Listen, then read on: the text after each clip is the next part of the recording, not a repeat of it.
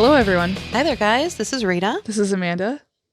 And you're listening to I Don't Know Her. The podcast where we talk about women you've probably never heard of. But you should have. And you today you will. So, Rita has a story to tell me. And she hasn't heard it yet. I haven't. I was like, I want fresh ears on this one. So I don't know if anybody else out there in Radio Land has the same problem I do. I am clumsy as fuck. And I'm always getting myself stuck in things and in weird ass places. I got stuck in a tree one time. I had a bun on my head and I went outside to have a cigarette and a tree branch got stuck in my hair and I was like trying to get out and there was cars passing by and they were laughing at me. Where were you? I was outside of work. So you're like in public? In public on the street. Like and not there was even a close to your low-hanging house? branch. No. Like there's a lot of people who saw that. Yeah. Okay, cool. Yeah. That must have been fun for you. Yeah, and I kind of just own it. Like I put my chin up and I still go, but this one was a little humiliating. I have a purse that has a strap that goes across my chest, and I had sat in my car seat. I put my seatbelt on, which I buckled in opposite direction of the said purse. Buckled in my purse, and then I was trying to get out, and as the seatbelt goes back, I have very long hair. And it got dragged into the seatbelt, and I had a coffee in my hand, and I'm like, I was like, put my head down and did a loop, and I'm trying to get my hair out. I have my coffee, my bag is stuck, and this lady I'm in the parking lot of Target, and this lady's laughing at me, and I was like, can you help a sister out? Like I just said it because I was like pissed that she was laughing at me. And so she came over and like grabbed my coffee and she helped me get my hair untangled. And she's laughing, so I'm laughing. And I was like, thank you so much. I was like, it's a rough day. And she's like, we all have like patted me on the shoulder like, you stupid little girl. You are a little moron. Yeah. I don't know if anyone else has those problems. I thought it was a fairly amusing story. I went to work and I told my coworker, I got stuck in my seatbelt today. And he's like, yes, tell me more. And also, it seems very typical for you to do something like that. Yeah. I don't know why. I fall down and I hit things all the time. In fact, we have a running joke in our house that like nothing in our house is actually inanimate. Everything in our house has legs and arms because that's what comes out and reaches me all the time whenever I'm like walking around a wall. You're a constant bumper and bonker. Oh yeah. Tables, corners of walls. I'll just like walk through a doorway and just slam my left shoulder into it with like no warning. It just happens. I don't know why I used to blame it on, I do have pretty significant hearing loss, as do you. I do, yeah. And so I used to blame it on that. I was like, oh, it's because my equilibrium is off and blah, blah, blah. But I don't think that's true. I always wanted to be the girl that was, very graceful, could put the book on her head. I just wanted a little grace, not getting stuck in a fucking seatbelt in Target. Yeah, I did too. I really wanted to be one of those those elegant women that people want to be like. That I still wish I could be that. I was like, wanted the swan neck, like very Audrey Hepburn. I'm not Audrey Hepburn. Did you say Hepburn? Hepburn. Okay, Hepburn. I was like, you can't reference it if you don't know her. Here I am exposing my weaknesses and she's correcting my grammar. Well, it wouldn't be Tuesday. Anyway. And I actually know, I was thinking about that very thing the other day. Did you ever get around like a girl when you were younger and there was just something about their existence that was like exuded everything perfect? Yeah. And it was just like the way the way their clothes fit them. Mm-hmm.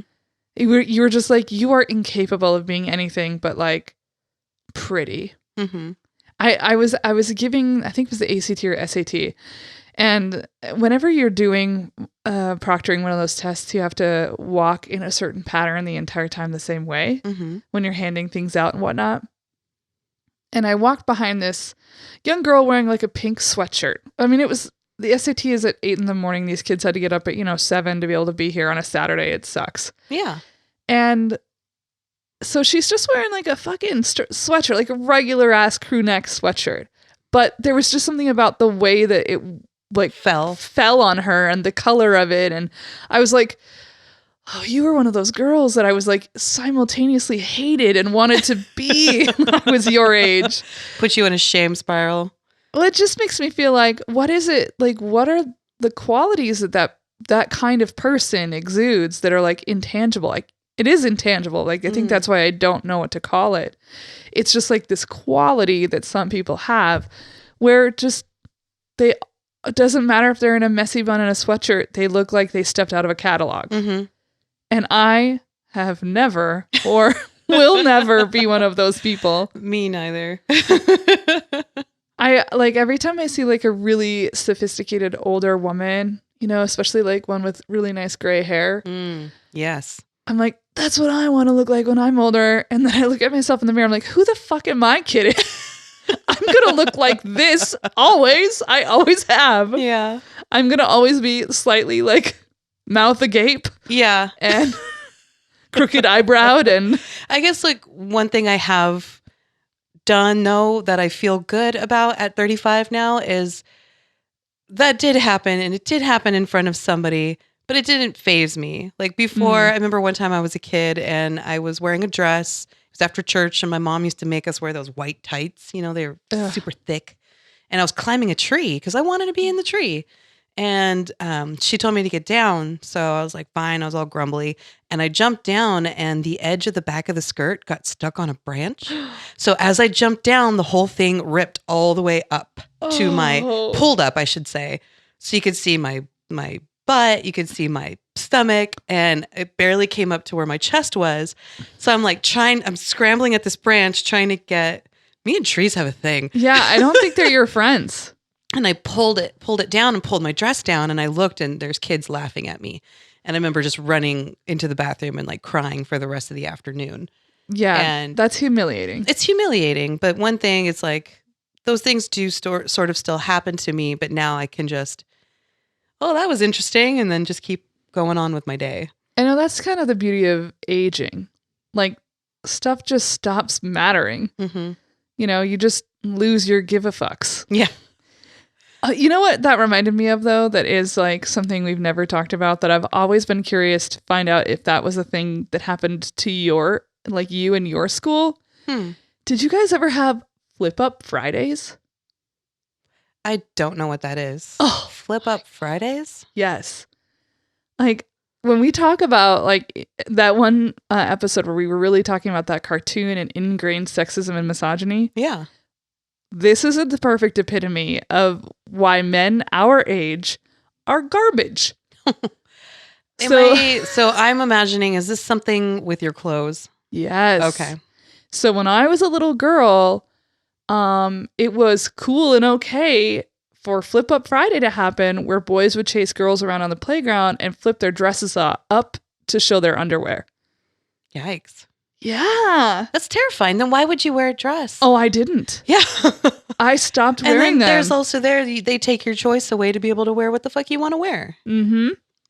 And it got to the point where I was afraid of ever wearing a dress. And they would like shout about it, like, Flip Up Friday! And then they'd flip your fucking dress up. Jeez. And I was like 6 years old. We had the bra snapping. Oh, You'd yeah. be bent over your desk, you know, like chin in hand and just writing something, and they walk by and snap your bra really hard. And it would hurt. It was painful. Yeah, I remember there was like a competition to see boys who could unhook bras. Oh, yeah. Same thing. Yeah. They would. Yeah. Yep. Oh, my God. I don't know. Yeah. I mean, if I could go back in time, I'd be like, I should have just been like snapping all the underwear bands of every boy I ever saw. I just started nut tapping to say Yeah, nut taps. That's what we should have been doing. Maybe some of that sexist shit would have stopped. Would have stopped, yeah. But I just remember that it was like cute and funny. Like it even happened when I was younger than school age. I remember it happening at daycare. Oh my goodness, that's really young. Yeah, so like 3-4 years old, and I'm like, don't want to ever wear a skirt or a dress because it might get flipped over my head. Yeah. So, sexism is gross. It is gross. I hope boys today don't do that. I don't know. Actually, I guess I never asked any of my, nieces or nephews that like younger ones that are still in school and around those ages.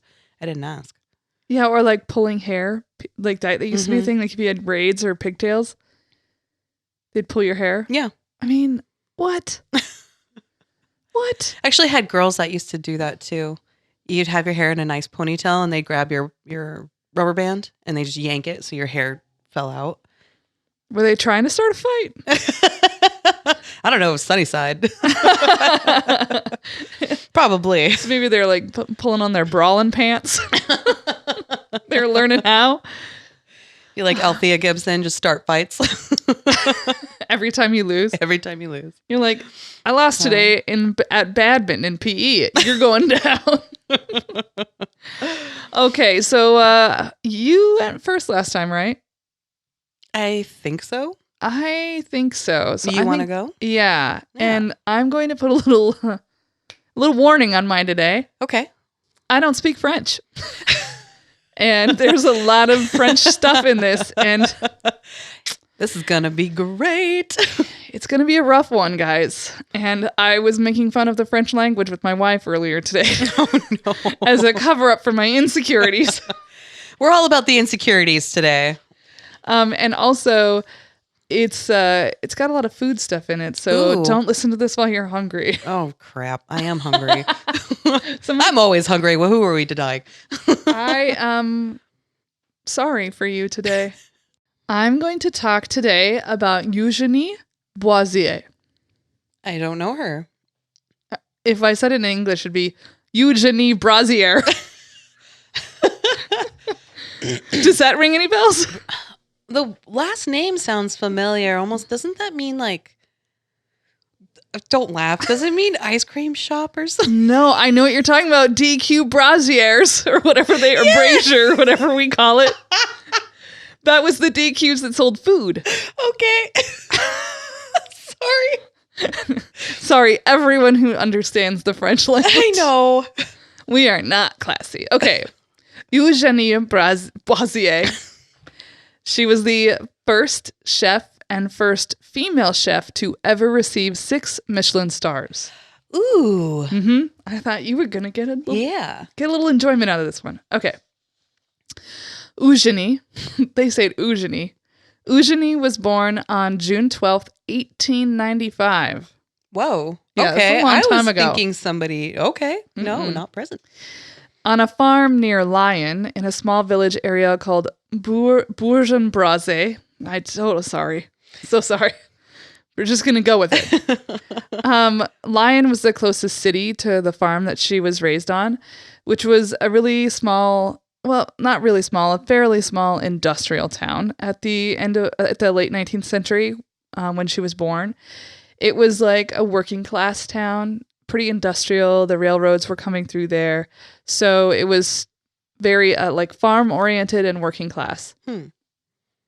And to help orient you as to where it is in the country of France, Paris is like 4.5 hours from, like in a driving is 4.5 hours away. Okay. But it's only about an hour and a half to an hour and 45 minutes from Geneva, Switzerland. Oh. So you can see like it's much more on like the more rural area of the country. Okay. So as was common for the area at the time, Eugenie's family was relatively poor. She grew up tending on the farm like the rest of her family. By age 5, her job was to tend the pig herds. Ooh. And so she would get up before dawn every day, even at the age of 5, to tend to the pigs. She did not attend school regularly. Mostly, she only went to school in the winter when there was less to do on the farm. Oh, and they're indoors, so they need something to do. Yeah. Yeah, the pigs they didn't go very far. Mm-hmm. So she didn't have a job. So they would be like, get out of the house, go to school. So she only went for like, December to February. It was the only time of year that she would go to school. The rest of the year, she was at home tending to the pigs. One of her earliest memories of food was a lunch that her mother would frequently make for her and the other workers on the farm. She recalled that it was a kind of breakfast soup of leek broth and vegetables that her mother made. And this is what she described it as. You whisked in hard some egg white and then poured it bit by bit onto the yolks in a bowl. You mixed it up well, then poured it over big chunks of bread in a soup bowl and let it soak for a few moments before tucking in. So it's like a really rich, and she said it's still like, in her later life, she said that was still her favorite dish that she'd ever eaten, was this soup her mother had made.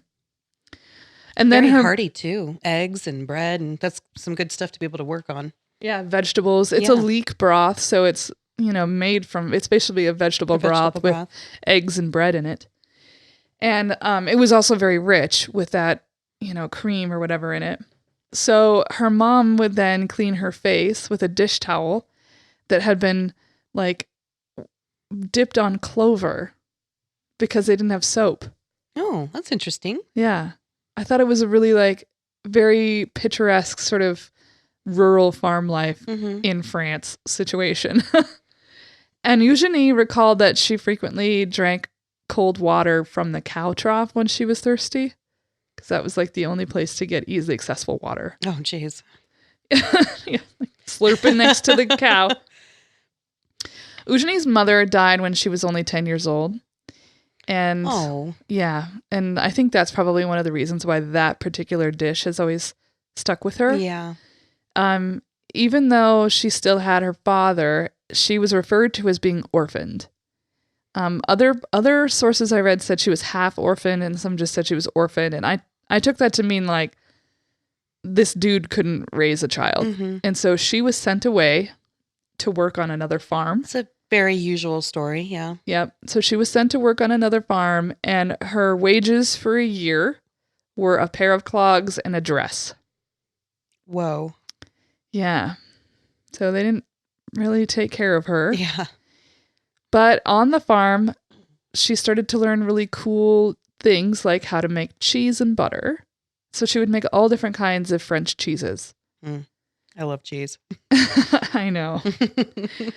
At this farm, she also helped to ready the town for annual feasts. So in the town of Lyon, they would have like these annual festivals where food would be like the center of the festival, and the farms would all sort of pitch in. And one of those festivals was called the Feast of St. Martin, which was also known as the Day of the Pig. So this meal involved using all of the pig from, snout to tail, haunches, ears, even the blood was used for this feast. And Eugenie also attended to the birds and other animals that were brought home after a hunt. So she really learned like the art of butchery and how to use nose to tail methods of cooking. And that's going to come into play later in her own career. When she was 19, there were two major shifts in her life. The first being the start of World War I, and the second that she got pregnant out of wedlock. Okay. Join the club. At 19 even. Yeah. So Eugenie could not work the same hours or the same intensity of the work she'd been doing on farms before. So she left the farm and went to work for a family in Lyon as a nanny. But the family also owned a bakery. So once again, she learns a new craft of baking from these people. And she also started to pick up other skills from them and took over as the family cook. And that's when she discovered that she had a great love for, quote, being over the stove. So one of the reasons I was drawn to tell this particular story is that my mom was an incredible cook. Her food was really rich and fatty and very Midwestern based kind of stuff. And also some Southern influences, because that's where my mother's family came from. But I sort of rebelled against her in every way I possibly could. And one of those rebellious things was not cooking. I just didn't want to cook because that was her thing. And you weren't going to do her thing. Yeah, and I wanted to not be like her. But in the last year, I would say, I've really started to cook a lot more. And a lot of it has to do with, I've been like needing to do things with my hands in order to occupy my mind. that I've been really struggling with anxiety. And I found that cooking is a great way for me to actually overcome my anxiety. That's amazing. Yeah, it's been really neat. I do. I'm a food lover too, and I do love to cook. And my mother also was an amazing cook. And for me, I love process. So I love learning techniques, and also I love feeding people. And I feel very much like I'm my mother in that way. Is like when I had my nephews visit for this summer, just having a table with all these boys and putting down food, and it's so good, and they're all happy, and it's like you're giving them a little something. So I can identify with that with her of putting something in front of someone and giving them an experience on a plate. Yeah, and I think that discovering the love of that, like she loved to eat food. She knew that, obviously, because her mom made this beautiful soup for her. But I think there's a big difference between discovering your own love of food versus discovering your own love of making food. And I feel like I'm coming late to that party, but I'm really, really, really enjoying it. And so I was drawn to her story because of that. And then by the time I got to the end, I was like, well, I know what I want to try to cook. So she wasn't paid very well, though, as a family cook, as you can imagine. Yeah. Especially Especially now that she's in charge for taking care of herself and her son, Gaston. So I was like, Gaston. Sorry, French people. We're going to break into song. So she decided that she needed to go out and find a different job. So Eugenie found a restaurant that needed some help. It was run by a celebrated female chef. Her name was Françoise Feo. And she was nicknamed, as was her restaurant, La Mère Fille. Okay. What is it? What does it mean? The mother, like if it was like Mother Rita. Okay. So it was like this, like, I'm a homie mom cook type situation. And she started at the restaurant as a dishwasher, of course. Nice. You got to start at the base. You do. You got to start at the bottom. Some people don't like that. Oh, right. That was a little inside joke between us. Sorry, you guys don't get you don't get to know that one. So, La Mère Fille employed only women in the restaurant. Interesting. From the back of the house to the front, only women, top to bottom. Wow. Which was unusual even for that time. Yeah. It was very, very, very unusual. It was actually highly unusual for a restaurant to be run by a woman, period. I was going to say, I could imagine in homes with servants, maybe, but as a restaurant itself? Mm-hmm. And it was a well-loved restaurant, and she was a celebrated chef in that area of France. So it was a really great place for Eugenie to end up, because then she was able to sort of learn from some of the best. And also, I think there is something different about working somewhere with its only women. Mm-hmm. There's a whole different dynamic that happens there. Some of it's good and some of it's not. But I can imagine that when you only have women surrounding you, there's just a difference there. Yeah. So the two of them, though, didn't get along very well. As Eugenie was sort of rising up in the ranks of the restaurant, through basically her talent and skill, they just started to butt heads a lot. And so she did learn some really cool stuff there about how to use the whole animal and how to do so in a restaurant style rather than for a family. And she picked up lots of techniques and also some recipes. Oh. But at age 26, she left La Mère Fille's restaurant to open up her own place. She got a hold of a small little grocery store on Rue Royale Street. And that's where she decided that she was going to create a little restaurant. So she transformed a grocery store into this like simple but elegant little spot. So the main dining room had these huge bay windows that overlooked this cobblestone street. Sounds so charming. Right. And she put in these cream, gray, and blue tiles on the wall. And all of the like silver and crystal was all hand polished. White linens, crisp white linens. So it's like, you can just picture it, right? Yeah.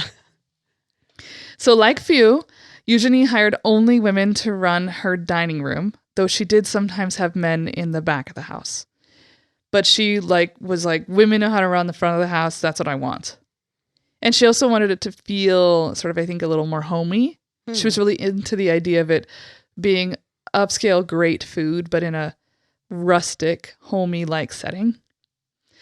So also like Few, she created a whole menu of rustic dishes that were directly sourced from local ingredients and farms. Very nice. Yes, like the whole farm to table movement that started in the 2015, 2010. So I'm going to tell you about her opening day menu. Okay. This is where we're going to start to talk about real food. On opening day, she served crayfish with mayonnaise, pigeon with peas, and an apple brioche flambéed in rum. Oh, that sounds delicious. Yeah, I'm like the crayfish with mayo. I think it's like an aioli is what I'm thinking. Mm-hmm. Right? Yeah. Not straight up mayonnaise. Well, it's a light fish with something rich to dip it in. Mm-hmm. And her food was immediately an instant hit with locals. And soon her reputation as a cook was going throughout Lyon and then beyond. So during the time between World War I and World War II, Eugenie's restaurant flourished. People from all over France and sometimes from all over Europe, sometimes even farther than that, came to eat her food. And one of her biggest champions was this man named Edward Harriet. He had been the mayor of Lyon, so that's how he was introduced to the restaurant. Oh, okay. But he eventually became a prime minister of France. Oh, and so the prime minister would come and eat at her restaurant on a regular basis. Wow. So when you got the prime minister in your pocket. Yeah, I'm sure you can get some doors open. So I read a couple of really great articles, and one of them was from 1998 on the LA Times, and they talked about what a regular menu was like an everyday dish or situation. So first off, like most French restaurants, true French restaurants, it's not like you go in and you order an entree and that's it. Mm-hmm. It's a meal, and the meal starts with one thing, and you're usually like 3 or 4 courses. So that's what her menu was like. Ooh. So every meal began with a plate of local sausage, and then she moved on to the fish dish, and it was usually a locally caught pike, which is a whitefish. Mm-hmm. And it was usually served in a beurre blanc sauce, which for those of you who are not a food person, that's a white wine, butter, and shallot sauce that is delicious. Divine. Or the fish dish was often like a quenelle, which I had never heard of. Well, I think I'd heard of it, but I didn't know what it was. So I had to look it up. That's when you take a fish and you take the insides, like the actual meat of it, and you mix it into a creamed fish, which is literally cream, and then combined with breadcrumbs and egg to form like a little, almost like a meatball type situation. And then it's poached in a lobster broth. That sounds amazing. Right. So then came her most famous dish. So she would have the local sausages, like a charcuterie. Mm-hmm. Then it would be a fish dish. And then would be the main entree.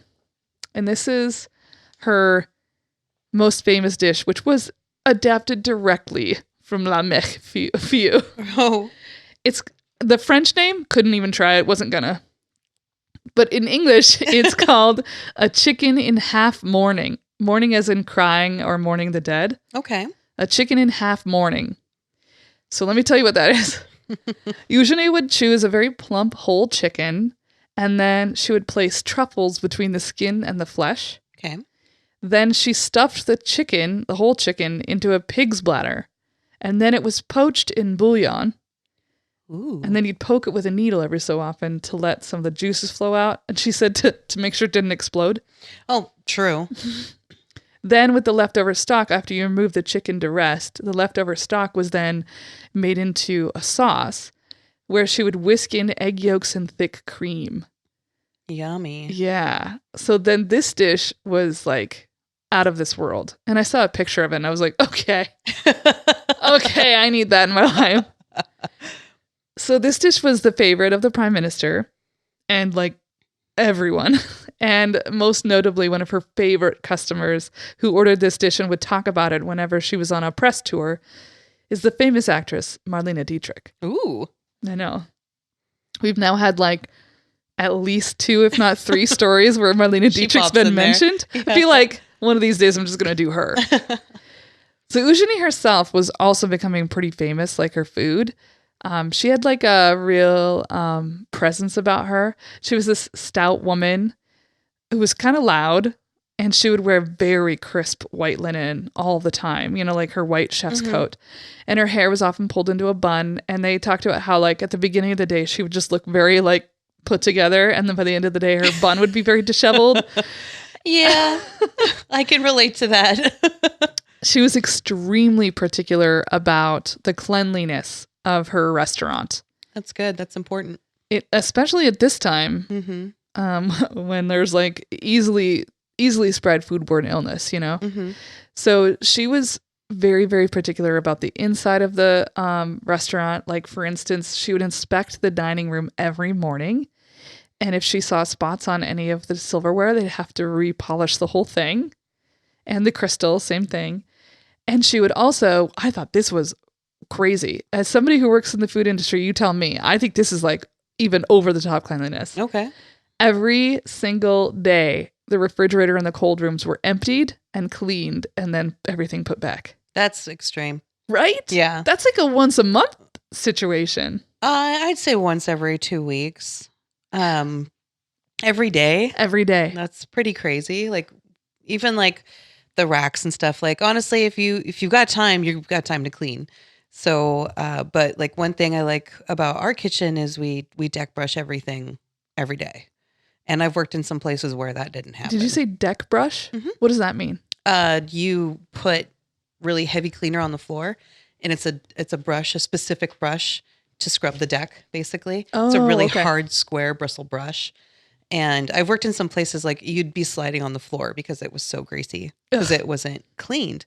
And yeah, we deck brush every day, and we pull all the appliances underneath the stove, everything. And well, she would have appreciated that. And so she was not just particular about what was inside the restaurant. She was also really particular about what came into it as far as ingredients were concerned. Every time there was a delivery, and everything was delivered daily, basically, right? Like there's very few things that they would keep on hand, you know, things like spices and whatnot you would be, but like the pike for the day was always freshly caught in the morning and arrived to them in time for lunch. So they didn't have like a lot of stuff that would stay.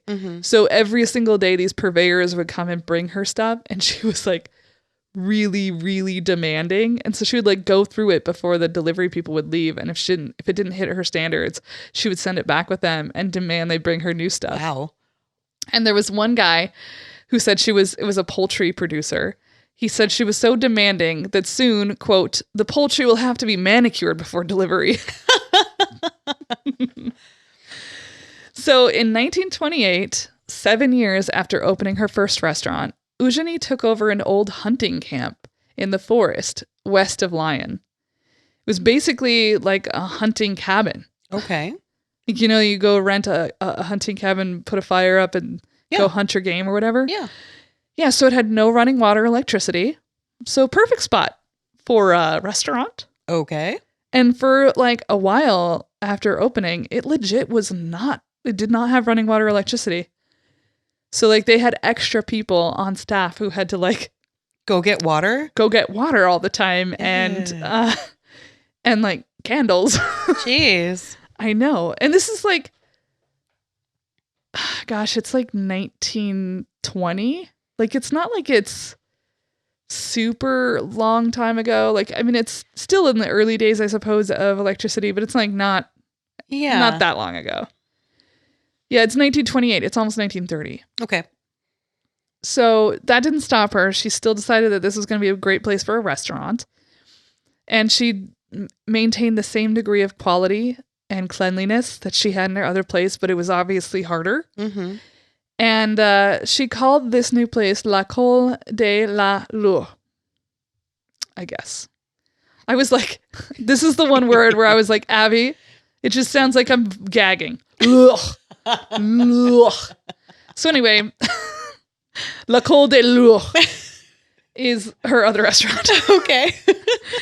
And she hired a young man who was about 20 years old at the time named Paul Bocuse, to work as a commis, which was the equivalent in, I would say, United States restaurant culture is like, if you're in a really big restaurant and you have like a sauce station or a saute if you're station. on saute or Yeah, like he had a station and that's where he worked. So there are like 3 ranks above him to get to chef.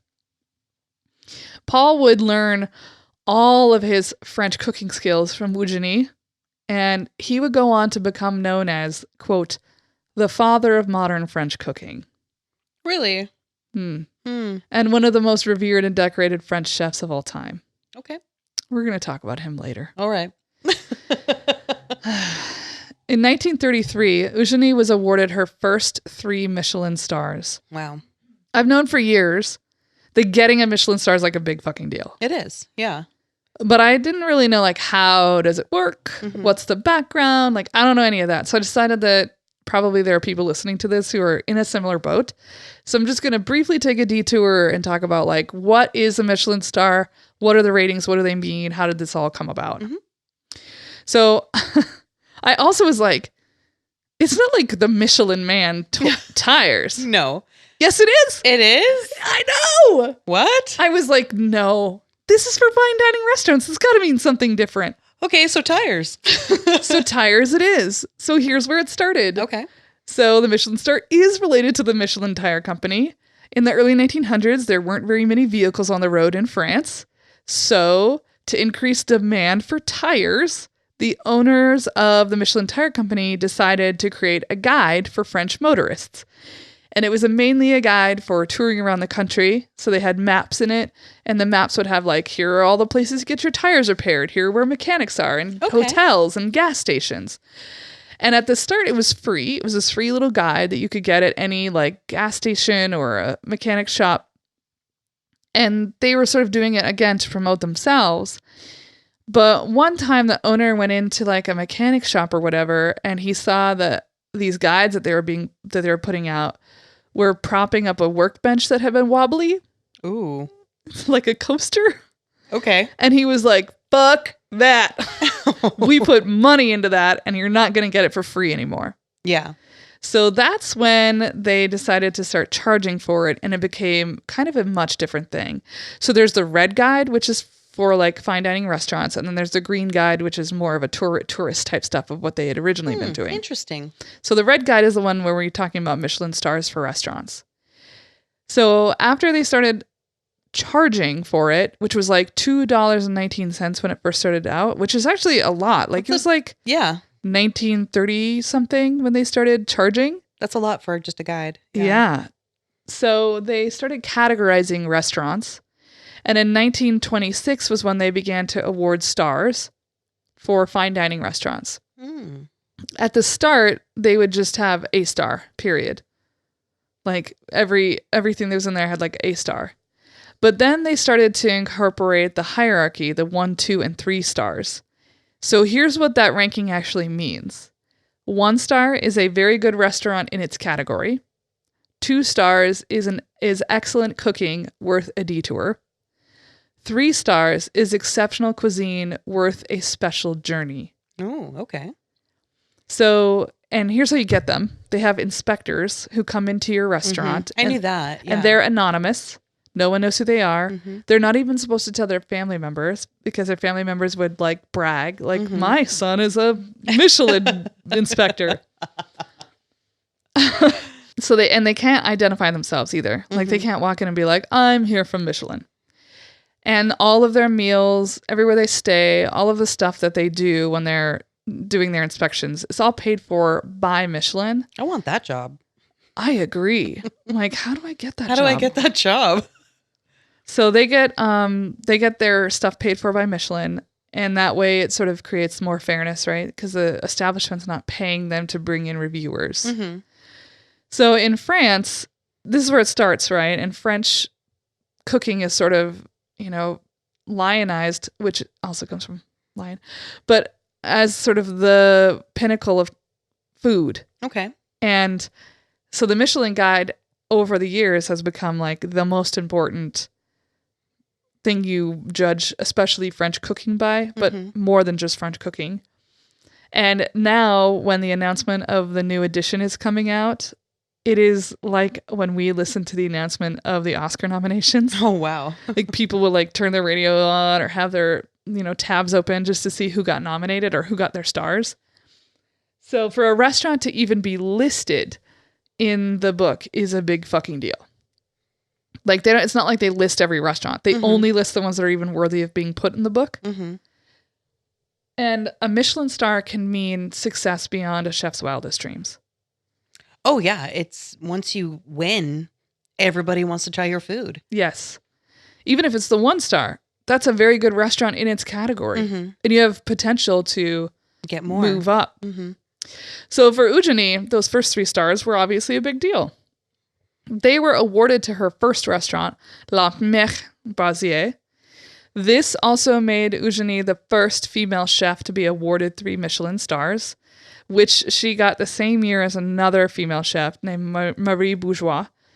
And so they both got it the same year, and that's the highest honor given by the guide, is to have 3 stars. So right out of the gate, she got 3 stars. Now, there's a little bit of a discrepancy here. Some of my sources said it was 2 years later when her other restaurant got 3 stars, but another thing said that she got all 6 stars at the same time. Okay. So I'm not sure which it is, but regardless, by the time 1935 hits, both of her restaurants have received 3-star designations. So La Col de la Rue is the one on the countryside. And so they both get 3 Michelin stars, and that makes her the first chef in the world to ever receive 6 Michelin stars. Wow. A feat that wouldn't be achieved again by another chef until Alain Ducasse in 1998. I know who she is, yeah. More than 60... No, that's a man, Alain. Oh, it's not the girl with the really short blonde hair? I thought she had won like... Oh, okay. No, I'm confused. No, but I'll talk to you at the end about an American chef who got them. Okay. But more than 60 years after Eugenie is when Chef Alain Ducasse got 6 stars. Wow. And side note, in 1998, when he got those 6 stars, all of her legacy had basically been forgotten. And so all of these like prestigious publications like the New York Times said that he was the first person to ever get 6 Michelin stars. And when there were a couple of female chefs who were like, actually, they had to print all these kinds of corrections and retractions. Yikes. So World War II comes along after she gets these Michelin stars. And that obviously was a big deal. And in fact, the area in which she is in, it plays a very crucial role in the war. So remember when I talked about Nancy Wake, she was the spy. I talked about the Vichy regime. That was like the French Nazis, basically. So they were really strong in the area that she's in, and so was the heart of the French resistance. Oh, she's right in the middle. Yes. And in fact, I don't know which side she was on. Okay. But I do know that at some point during this time, she was put in prison. Oh. She never explains why, what it had to do with. It makes me so fucking curious. Yeah. I want to know, why did she go to prison? How long was she there? It just says a brief stint. Yikes. Okay. But I mean, it had to have probably been a year or 2. Wow. Because there's like, during the middle of the war, she just does not talk about it. Okay. And she even told a story about once during the war, there was this man who came in and he looked a little disheveled. So she thought he was like a poor person, and like she like took him in and fed him and like really like was like really hospitable to him. And then later she found out that he was like a really important high up general, but she never said for which army. Okay. So it's like, it could go either way, really. Yeah. I'm just not sure. Makes me worry that she's like a Nazi sympathizer. That's kind of soupy. I don't know.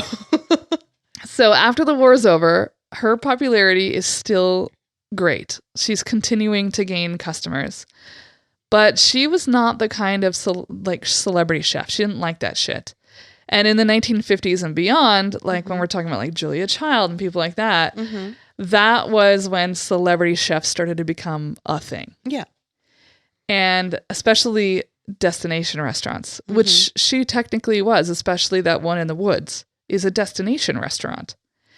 So at the height of her restaurant's popularity, she actually was nominated for the French Legion of Honor, which is like the highest civilian honor, but she turned it down because she felt, quote, it should be given out for doing more important things than cooking well and doing the job as you're supposed to. Wow.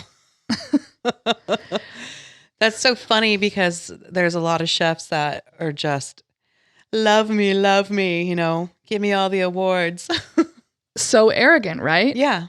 And she was literally the opposite. She was like, no, I just want to put my head down and cook really well. And I want people to come in and enjoy my food and be appreciative of these local ingredients, but I don't need your fame and notoriety. In 1968, her countryside restaurant, La Col de la Luz, was demoted from 3 stars to 2 Michelin stars. Demoted? I forgot you can do that too. You can take the stars away. And that devastated her. What happened? Don't know. They said, well, the whole reasoning behind it was that like somehow there had been a drop in quality. Something was subpar. But I find that hard to believe. I think, you know, there's a couple of different things that I theorize could have been going on. One is just straight up sexism. 2 is that she was still cooking the same food she'd always cooked, which is why I don't think there'd been a drop in quality. I think perhaps there was a different taste. Like people just were not interested in the kind of food she made anymore. And so they were like, it's lost its luster. And 1968, that's 35 years she's had this distinction. And so she decided, I'm going to retire. So 2 years after getting demoted to 2 stars, she left the restaurant entirely. And by the time she's bowing out of the food scene, there are fewer and fewer and fewer female chefs. So that by the time she retires, there are virtually none in her area. An area that had become so well known for its female chefs. And they created basically a whole new cuisine called Lyonnaise. That was her. Wow. So a deep sense of misogyny and sexism characterized the whole restaurant industry across all continents, as you are well aware, I'm sure. So as she's bowing out of the French cooking scene, her mentee, Paul Bocuse, remember him? His star is rising and rising. And in 1976, he's interviewed by People magazine, and he had this to say about female chefs. Are you ready? I'm ready. Oh, shit. Okay. I would rather have a pretty woman in my bed than behind a stove in a restaurant. Whoa. Oh, it gets better. Are you ready? I prefer my women to smell of Dior and Chanel than of cooking fat. Women are good cooks, but they are not good chefs. Women who systematically want to do what men do just end by losing their femininity, and what I adore most of all is a feminine woman. Ugh, because it's all about you, bro, right? It's all about what you fucking want. Stupid shit. Oh, isn't that just the fucking worst? It is. I found that quote and I was like, that can't be right. That can't be right. That's so... It's gross. Could you imagine? And that's in print. Yeah. And the audacity of that. And he felt justified in saying that, knowing that the only reason he knew how to do jack shit was because he had been trained by a fucking woman chef. Oh, the audacity pisses me off so much. So Paul would actually later go on to praise Eugenie, but he spent years erasing his own history of being trained by her. Oh, of course, because he wants to be the one. He wants to be the magic man. Yeah, he just spontaneously became good at French cooking. That's what happened. Okay. No women in his life ever helped him. And I also find it interesting because later on he writes a dedication to her, in which he talks about how great her, not just her taste in food was, but like her taste in general was, like, hence the reason she chose him. Like, again, it's not about you. But I found it interesting because of his whole commentary about femininity. Like, she was like this stout, brash woman. Mm-hmm. And I was like, you don't associate her with cooking. Like, you don't associate her with femininity. Like, I think that's the leap he made in his mind. That, well, she didn't count. Mm-hmm. And that even more pisses me off, because that idea that women of a certain size or stature or personality or whatever it is, well, they don't count as women. Yeah. Remember when we talked about Stagecoach Mary? Mm-hmm. And that was a similar vibe to that. There was this like desexualization of someone. Creating the other. Mm-hmm. Mm-hmm. And it's removing a whole part of who they are. Exactly. So in an attempt to tell her own story and reclaim her title as one of the founders of modern French cuisine, Eugenie began to write her own cookbook, which not only contained her recipes, but she included anecdotes about her life and her experiences and food and even that stuff I talked about with the war and serving that general. That's all in her book. However, she didn't finish her book before she died in 1977. But decades later, in 2009, her cookbook was finally published after her family members helped finish it. And then it was translated into English and re-released in 2017 as La Mère Brazier, the mother of modern French cooking. Awesome. Eugenie Brazier's discipline and talent were undeniable. Despite coming up in obviously predominantly male space, in the restaurant world, she was able to carve out a spot for herself and become the most awarded chef in the world, a title she held for more than 60 years. That's awesome. Her impact on the world of food is undeniable, and she single-handedly created the template of Lyonnaise French cooking. And these are techniques that continue to be used around the world. One final thought is that now, as of like her resurgence, the food world does recognize her through several prizes that are awarded each year in her name, some of which are specifically designated for female chefs. And on June 12th, 2018, which was the 123rd anniversary of her birth, she was the Google Doodle. Oh, that's awesome. That's so cool. Dominique Crenn is the first American female chef to win 6 Michelin stars. Okay. Maybe that's who I'm thinking of. Yeah. And she is sexy. She has short, dark hair, and it's like usually an asymmetrical cut, and she has tattoos everywhere. Maybe that's what I'm thinking of. Because I just remembered the short hair. Yeah. Yeah. I almost talked about her, but I was like, well, she's like literally like, I don't know, 40. Like she's just still rocking shit. She's still got lots to do. That's really cool. I do, as many kitchens as I've been in and out of, there is a touch that women bring that's so different than what men bring. And I've worked for a lot of different men in a kitchen, and the chef that I work for now, he is the most humble person and amazing cook that I've ever met. Just always willing to ask about ideas, and he'll admit if he did something wrong. He's really approachable, never yelling or anything like that. And you tell him like, oh my God, this is like really, really good. And he's like, yeah, I could probably tweak it or something. I like people like that in the kitchen that aren't just fucking assholes. Have you ever worked for a restaurant where the head chef was a woman? Head chef. Yeah. Where was it? That was at the brewery. Lindsay, yeah. Lindsay was the head chef for a while. Yeah. That's right. Yeah, it's so rare to have a woman head chef. Like I'm trying to think about in our city, how many do I know are kitchens run by women? And I can only think of 2. I think I've only met 2. Yeah. Yeah, that's not a lot, you guys. Food and Wine magazine named us one of like the hidden gems of the Pacific Northwest. Like, we are a real good food scene here. And the fact that you and I, who are really deeply involved in it, we're both lovers of food, eaters of food, and you're a server of good food. For us to not be able to name more than 2 in our own city is pretty dastardly. There is someone. There's a girl that she's the only girl on the line at my job, and every time I see her face, I'm like, okay, nothing's gonna be fucked up tonight.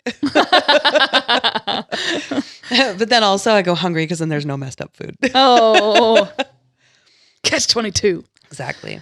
Okay, so I'll tell you where I got my stuff from because these are some pretty cool sources that I used.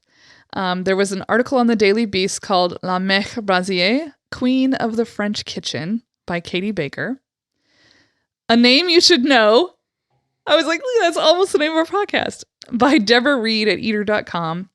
Eugenie Brazier, the mother of French cooking at secondshistory.com.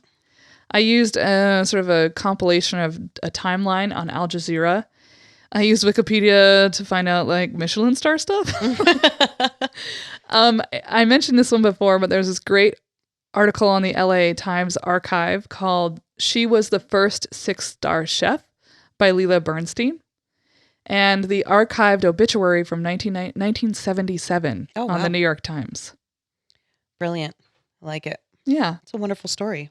Well, you ready for mine? I am ready. So, the lady I'm talking about today is Masako Katsura. I don't know her. Neither did I. She is the first lady of billiards. Ooh! I didn't even... Okay. Okay, yeah. Pool, yeah. So little is known about Masako's early years. What is known about her is that she had 3 sisters and a brother. She was born in Tokyo, Japan in 1913. Oh my gosh, that's way older than I thought this was going to be. Yes. That's like French cooking here. I know. Her mother passed away when Masako was just 12 years old, and her father passed away shortly after as well. So she packed up her siblings and their oldest sister. They went to go live with her and her husband. Sister's name is lost to history, but the brother's name was Tomio Kabashi. Tomio and her sister owned a billiard parlor, and the couple owned and operated the business day and night. So the kids spent a lot of time in the billiards hall. At 13, Tomio started to teach her how to play, and she said she would practice at least 2 hours before the hall even opened. Huh. She was a little self-conscious about practicing in front of people, especially being a girl, and it's a grown-up space, and she kind of liked to do it when nobody was around. Were billiard halls? Billiard halls, were they in Japan like kind of like they are here? Like, was there alcohol and stuff? Yeah. Okay, so it was like basically a bar with lots of pool tables on it? Yeah, exactly. Okay, because I mean, that can get... Yeah, there's smoking, there's drinking. Mm-hmm. I'm sure some men and women are having some fun. And yeah, I mean, as a kid, that would probably be pretty intimidating as well. Like, just that sort of adult realm that you don't quite understand the rules of. Mm-hmm. And also, like, you're kicking it there because you have to. Because, your sister and your brother-in-law are working to support you. So you're going to be there. Yeah, you worked in the family business as a kid. Yeah, my family owned a restaurant. Yeah. And, I never got paid, but I'd help with little things either. here and there, bussing tables or, running in and out of the kitchen, helping out with a little bit of stuff here and there. But one thing I really remember is sitting there for hours because mom was working, dad was working. My sister was the hostess. My brother was a busboy, and I had to sit there because they're like, you're not going to be home by yourself. Yeah. Yeah. Yeah. I had to spend lots of time at my parents' business too. Yeah. But they didn't run a restaurant. They ran a shop, and it was really boring. It was boring there too at times. So by 14 years old, she started working as a billiard attendant there. So like running things back and forth for people. I'm assuming like resetting tables, getting people stuff for chalk, or maybe going and getting a drink and giving it to them, I wonder if back in, like, I don't know when the coin operated billiard tables were invented, but I was like, I wonder if there used to be someone who actually had to like ferry the collection of balls back and forth. in order it said to billiard attendant, so I don't really know what that is, but I'm assuming you're doing little things here and there. Yeah. So people can stay at their tables and continue their game. And also I'm imagining they're paying to play there. So it's like golf, you want somebody there attending this person who's paying to play.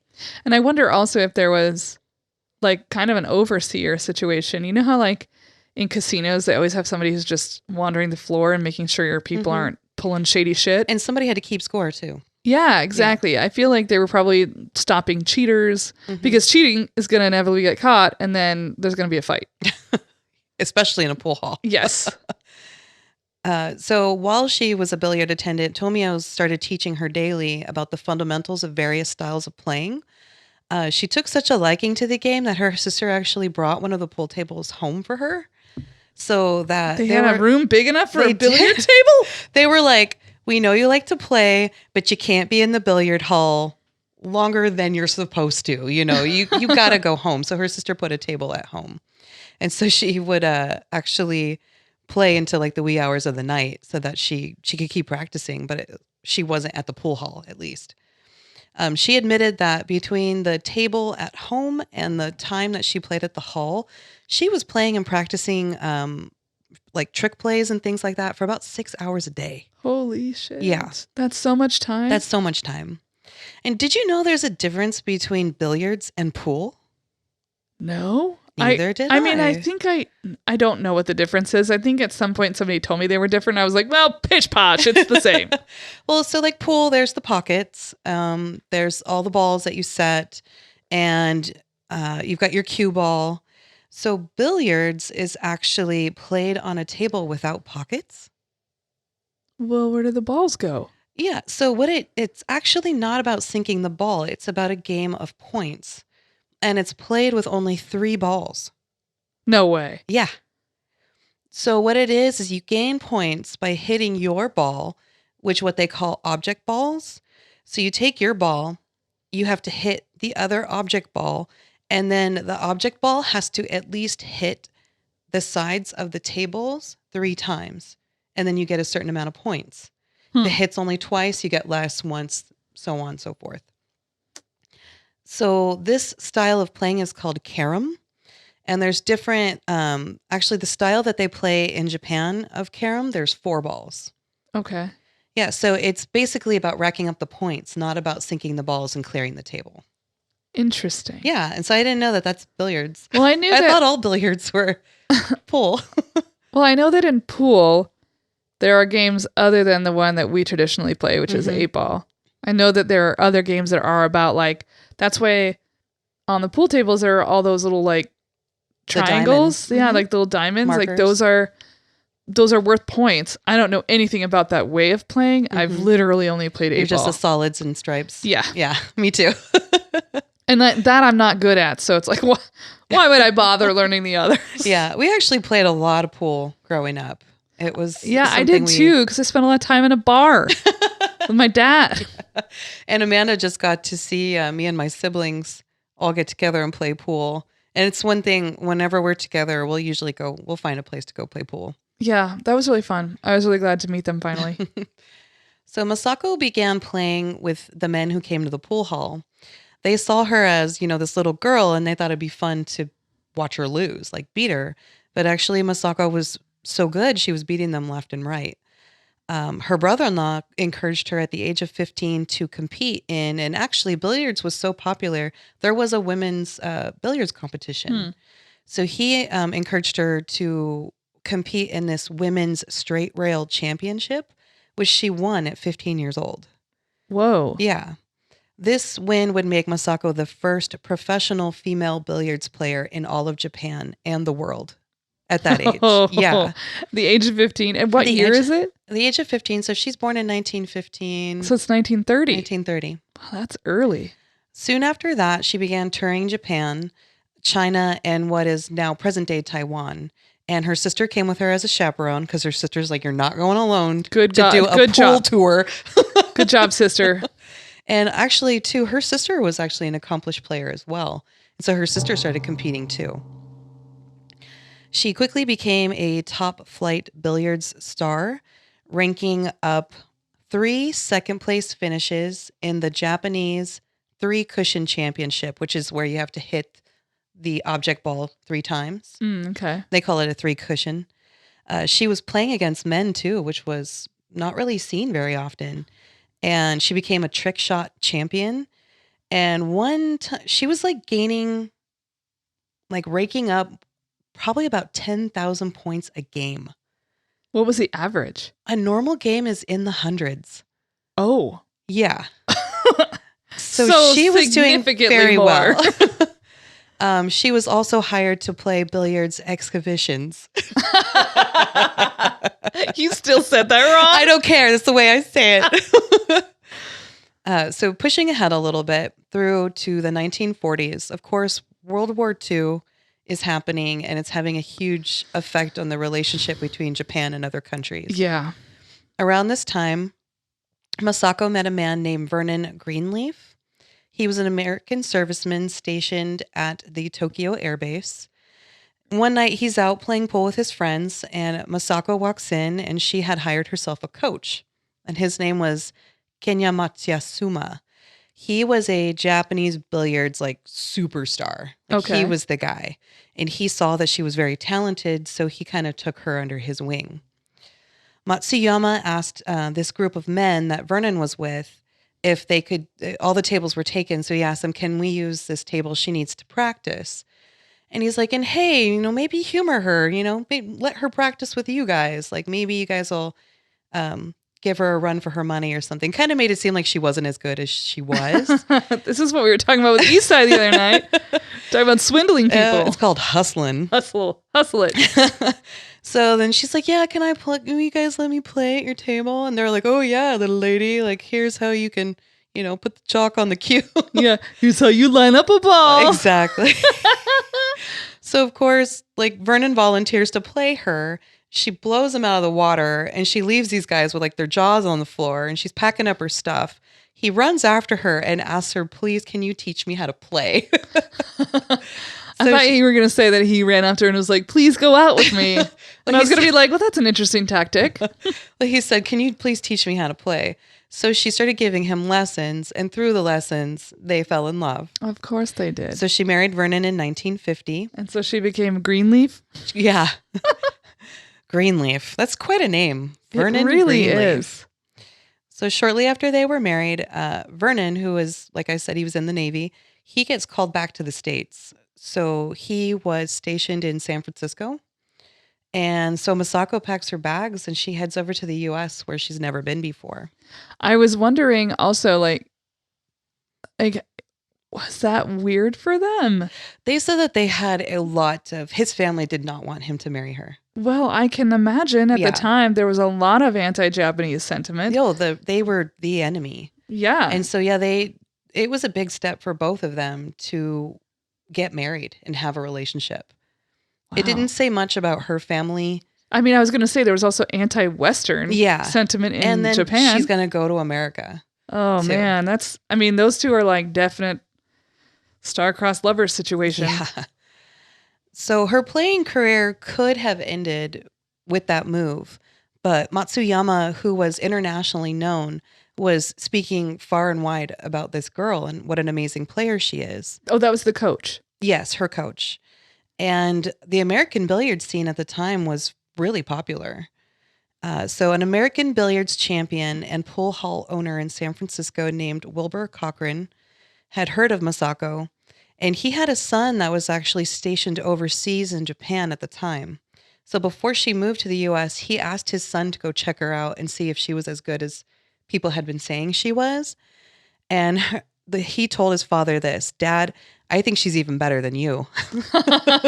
He said, she is the most marvelous thing I've ever seen. She's liable to beat anybody, even Willie Hoppy. I could not see any weak spots. She's going to give a lot of people a lot of fits. He was like, she's fucking awesome. He's really talking her up. Yeah. And Willie Hoppy was a 50-time world champion billiards player. So Cochran wants to invite her to play when she gets to San Francisco. And surprisingly, nobody is upset that he invites her to play. Okay. Yeah, I thought maybe there might be some pushback or the fact that she's a woman, the fact that she's Japanese. Yeah, but she doesn't speak English really. She doesn't speak English Right? very well at all. Yeah. And her husband knows some Japanese, like enough that they can communicate, but very little. I'm always so curious about those kinds of relationships. Like, how do you fight? That's what I want to know. How do you fight? I was thinking more along the lines of how do you fall in love with someone you can't communicate with? Like, right? What is your whole relationship based on? Sex? Sex. Well, I mean, that's enough maybe. Yeah. For some folks until the fighting happens. Isn't it funny? So maybe that's it's my first perfect. sentiment. How do you fight with them if you can't yell at them and communicate what you're feeling? How do you fight with them? Yeah. So Cochrane invites her to play in the world's 3-cushion billiards championship in 1953. Masako becomes the first woman ever to be invited to play in a world's billiards competition. And the game created quite a stir, and tickets sold out like immediately. People wanted to see this girl play. And literally in my notes, it says, insert racist fetishism here. Because one of the, and this made me very uncomfortable, one of the advertising gimmicks they used, Cochrane's wife was like, let's put her in a kimono. Yeah. And so they dressed her up. I think his wife even like made her a costume. And they were like, look at this girl from the East. And they, yeah. And I really don't, especially how men fetishize Asian women. Yeah. It's not okay. And so for that to be a tactic that they use when she barely gets to the States, it's like, fuck off. It reminds me though of Yayoi Kusama trying to play on that, to push that. Yeah. By doing that whole experimental film thing where she put the kimono on, but then had the like fake parasol. Yeah. With fake leaves on it and then walking around New York like that. Like she was trying to make a statement about our country's obsession with fetishizing Asian culture and Asian women, but getting it wrong. And the fact that they made her a costume is indicative of that same problem that she was sort of railing against at the same time, really. It's like the early 60s when Yayoi Kusama did that. And I feel like you're trying to sell tickets to this event. She is undeniably a talented player. I think they didn't have to do that. No, they could have talked about, you have to see this girl play. And people would want to see. Instead of, you have to see this pretty little Japanese girl play. Like, there's a big fucking difference there. Yeah. And one is gross. The other one isn't. So that's why I just put it in there. I was like, I'll just briefly hit on that. So she goes on to compete. There's 10 people that are competing in this competition. She's going against the defending champion, William Hoppe. One of the greatest billiards player in the world. He had, so I think I had mentioned, he had accumulated 51 world titles. Oh. Yeah. And he was playing Masako. It was like one of his last games because he was starting to kind of go into retirement. So that was also a big deal too. It's like this new girl coming on the scene playing one of the oldest and best players. Outgoing world champion. Yeah. He ended up beating Masako only 52-30, but said it was some of the most brilliant billiards playing and strategy he had ever played in his life. The 10 players that were competing for the world championship, Masako ended up being 7th. She beat a player named Ray Kilgorn, who was supposed to be the next William Hoppe. Like, he was this hotshot, up and coming, like supposed to be the new kid in town, and she kicked his ass. And she actually played against her coach too, Matsuyama, and Matsuyama won over her. So I thought that'd be kind of fun to beat your own coach, but yeah. But I think there would also be some kind of weird dynamic there, right? Like, he knows every move you're going to make because he showed you to make that, and he knows how you're going to play because he coaches you. Yeah. It's like, well, obviously he's going to win. He knows all their tricks. She continued to be invited to the World's Championship, and she ended up placing 5th at another one and 4th at another one. So she's kind of I like that it's not segregated by gender. Yeah. Like, it's just you got 7th place.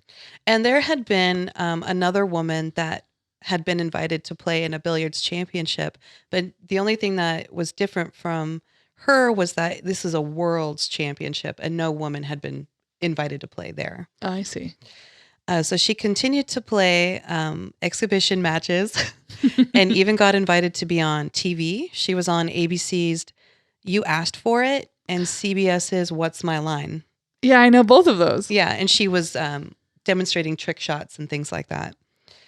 Around the late 60s, Masako kind of disappears from the billiards world and out of the spotlight. And a couple years later, Vernon passes away. I think Vernon got sick. Oh, and so she like left to go take care of him? Yeah. He died. He was only in his mid-50s. Wow. Yeah. And so, I mean, he had to have gotten sick. Well, and if he was in Japan at the time they dropped the bomb, who knows? You know, probably was exposed to some shit. So she disappears completely after he dies. Randomly, she pops up one more time in 1976 at the Palace Billiards Hall. She came in, she played one game, ran 100 points straight. She put the cue down and she just left. And everybody was like in shock. They're like, who's this woman? And they're like, oh my gosh, it's her. And she just played this game and then she walked out the door. Yeah. Wow. That's very like cinematic. Yeah. Like just saying goodbye, maybe. That same year in 1976, the Women's Professional Billiards Association was established. And Masako was one of the first people that they inducted into their Hall of Fame. Mm. In the early 90s, she decided to move back to Japan. She moved in with her sister. And she lived a very quiet, private life until she passed away in 1995. Wow. Yeah. I am so stoked that you did something that I would have never thought about. I was kind of cued from this weekend. My son was playing darts, and I was originally going to look for like maybe a female dart championship, and then she popped up, and her story was so interesting, just how she was in and she was famous, and then she was just out. So yeah, she's disappeared abrupt. Like into thin air. Yeah. Did she ever have children or anything? No, her and Vernon never had any kids, and she never remarried. Oh, I forgot to mention that Gaston worked in her restaurants. Oh, yeah. What happened to Gaston? Gaston worked in her restaurants. And I think in fact, one little anecdote was like the reason she started the second restaurant was to get away from him. Oh, jeez. But in any case, that was the only child she ever had. And as far as I know, never married or anything like that. So Gaston was her whole family. But Gaston went on to like continue being a chef, had children of his own. And, oh, that's nice. Yeah. She never had any children. I got my information from flashback.com, from gamestable.com. That's where I learned a little bit about billiards and pool, and that I didn't know much about it at all. Deviantwomenpodcast.com. This is a podcast out of Australia. It's two women. It's very funny. And I got a lot of information off of that podcast, and I would recommend to go check it out. We should definitely link to them in our Instagram stories so people can check them out. Yeah. Aussie.com, and I got some from Wikipedia. And yeah, I had no idea who this woman was. And I'm so excited to share her photos because she is, we were talking about earlier, grace and poise. She is just the epitome of that. She's in this beautiful, classy outfit, and she's just leaning over the table. And one of them, she's got her foot up, and she's got these gorgeous shoes on. I'm just like, this girl is fly. That's great. It's quite a cool picture. Well, I can't wait to see the pictures on Instagram. So thank you, everybody, for joining us for another episode of I Don't Know Her. We hope you're enjoying it. It is almost our anniversary. In fact, by the time this is posted, it will have been our 1 year anniversary as a show. So we have many more things to come in 2020, and we're excited that you're along for the ride. Mm-hmm. And we also have some swag to be given out. Yep. And perhaps more to be produced later this year. And thanks for sticking with us so long. We really do appreciate it. And thank you to Lucas McIntyre, our lovely editor, and to bomb-ass chick Jennifer Finch of L7 for our amazing theme music, Shirley, from L7's Hungry for Stink album. All right, guys. Till next time.